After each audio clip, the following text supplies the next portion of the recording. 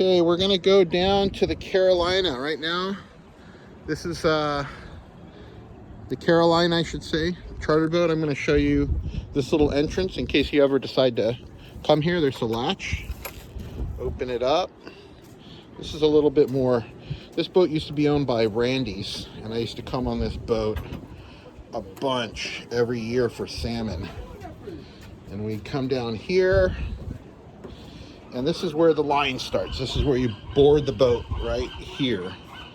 So you could actually see this swings open, boat would be pulled up close, and then you'd climb over that stairwell right there, that open section. So here's a good look at what a charter boat is. This one's set up for crab pulling. So you can see that. It's got its life rafters on top and beacon. You got a little cabin inside with, I don't know, four benches I can see in there. Fit 4 to 5 people, 4 to 6 people per thing. You can see the live bait wheel there, cutting board. That's pretty much it. So we used to hold our weights for mooching right here that were painted glow in the dark and get them all lit up. Fish cleaning station here. So it's been a long time since I've been down these steps right here for this boat. Got taken over by J&M. We'll go check out J&M shop right now. Say hello. I'm gonna go take a quick jog in this little shop. That's J&M. It's a different company.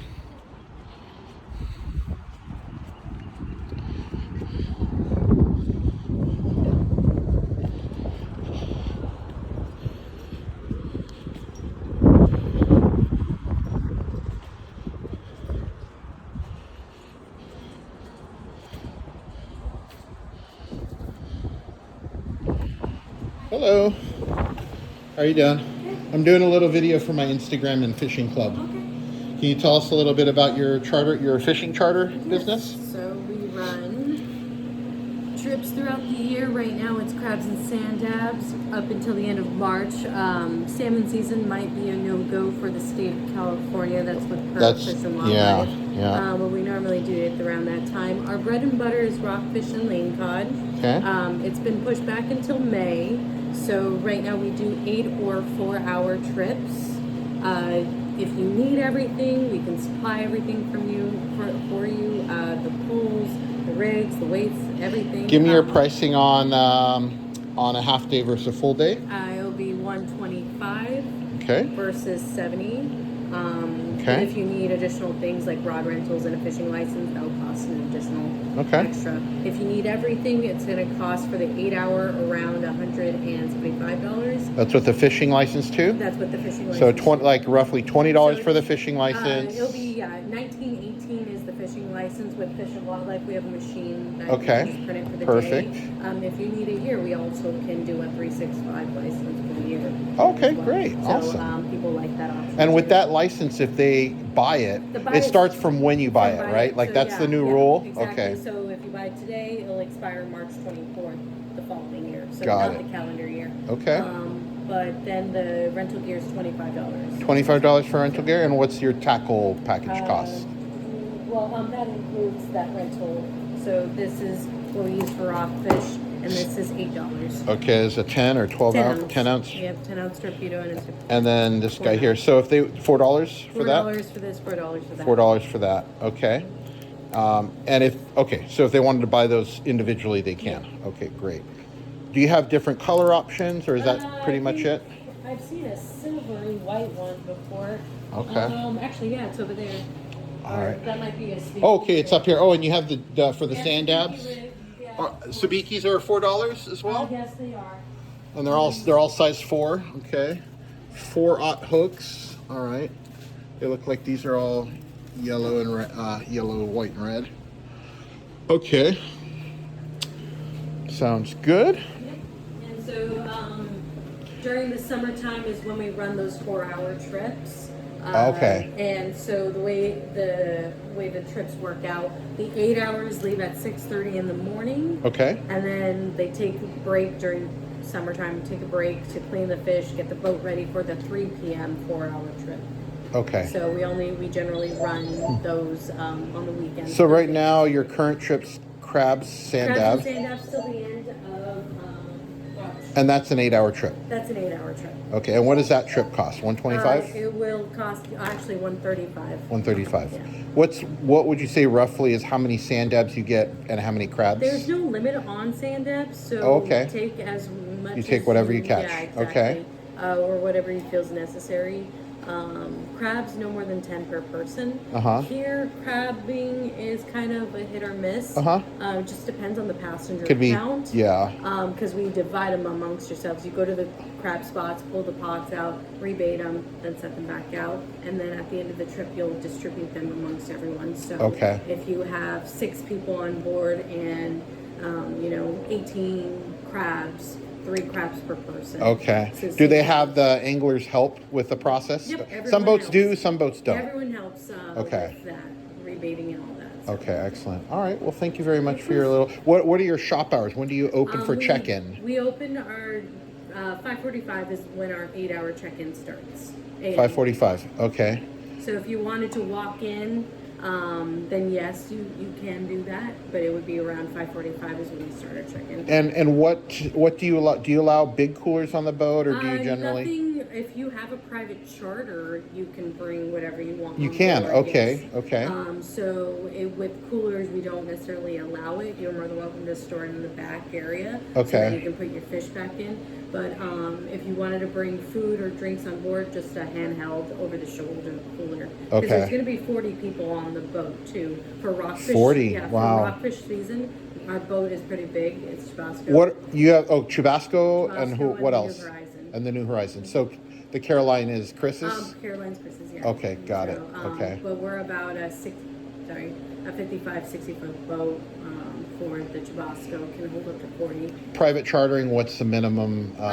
It's however many. Do you have the pricing for? Hold on 1 second. 'Cause we actually have like a full-on club that we charter full boats. That I would recommend.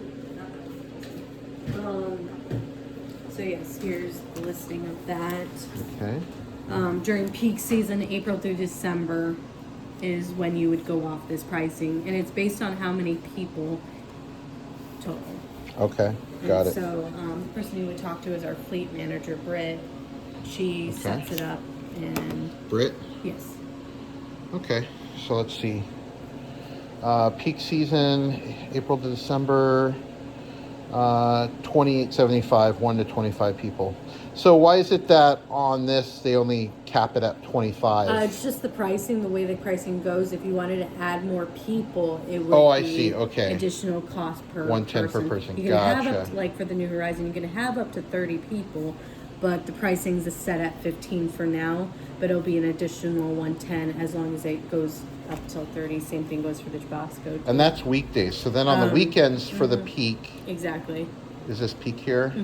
Okay. And one kind of the loopholes that I always like to tell people is to book during the week. I know everyone's work schedule is different. And obviously, but the loophole of not getting a private charter, but like almost having a private charter, is scheduling a fishing trip during the week where we don't see as many because the weekends. Unless you book way in advance, kind of thing, because the weekends are typically what book out first. Exactly. And you guys allow reservations throughout the whole year. Exactly. So if you get like 4 people that have reserved in June right now, you'd keep that boat. You wouldn't override it for a charter.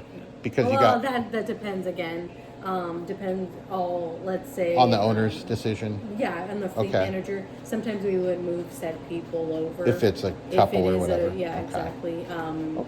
They would more likely to move than anything else. It would make sense to rent out a whole boat for that reason. Okay. And what's your name? I'm Amanda. Amanda, nice to meet you. Thank you. My name's Steve Estrada.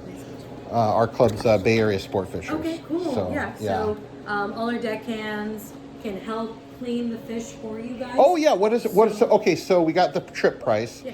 It's common. I'm doing this so that new members know, kind of understand. You also have your tackle and all that, or they could have their own. But then you have it's normal to tip. What is it? 10, 15, 20%? if you want your fish cleaned, Uh-huh. for rockfish, it's going to be $20 per limit bag, so $2 per fish. Okay. We always tell people an extra $20 would go a long way. And again, you treat your deckhands like they were servers. If they gave you a great service and they went above and beyond, feel free to, you know, tip them however you want. It's, again, like 15% is kind of normal. Yeah, that's like in the $20 average, range, something like that, 15, 20. And majority of these guys, they work on minimum wage, so you know They do. busting Okay. up. I mean, once you see them sling for 400 fish, is a lot of fish to. For sure. Nice, so, it's hard until people like experience it and see how hard they work. They don't know. I always tell people bring heavy cash. What would happen if someone came in with their credit card and your credit card system was down, and that's how they were going to pay? We do it on our phone too. On your phone too? Yeah, okay. We have our reservation app, and we can just book someone in online.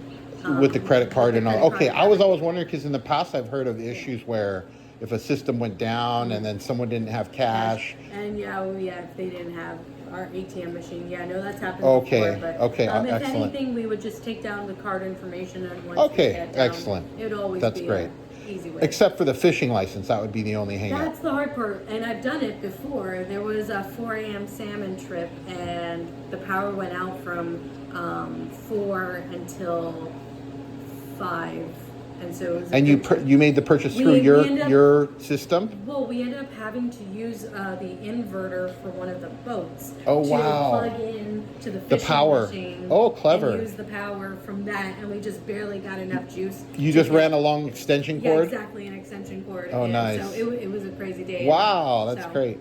So you made it happen, yeah. Otherwise, they wouldn't be able to go online here and buy it. But the hard part is that so Fish and Wildlife require it in hand, in actual print copy. Evidence, exactly. So if people do purchase a fishing license, they would have to have it printed, ready to be shown to us. Do you guys check every person? We do check every person. So people have to check in here before going down to the boat for that reason? They're the first person we're the first people they see. Okay. We hand them their boarding passes. Boarding passes, and then okay. any of the gear and setup that they need. So even if they pre-purchase a ticket online, they still come through here to get the boarding pass? Okay. And we also have to make sure that they sign the manifest, the waiver and stuff like Waiver. that. Do you have that?